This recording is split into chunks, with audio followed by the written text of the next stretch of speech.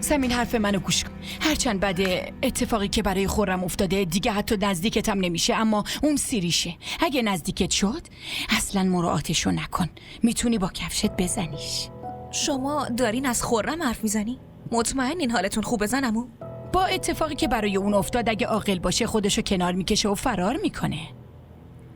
شما چیکار کردین؟ شما با خورم چیکار کردین؟ من هیچ کاری نکردم. حالا هر کاری هم که لازمه تو میکنی، من که فقط میشینم و تماشا میکنم. یه لحظه، تو هنوزم گوشواره مامان اون عوضی رو میندازی؟ زنمو، این تنها یادگاری مامان خورمه. یه ذره با احترام اسمشو ببرین لطفاً. سمین، با وجود دونستن حقیقت در موردش تو چطور میتونی؟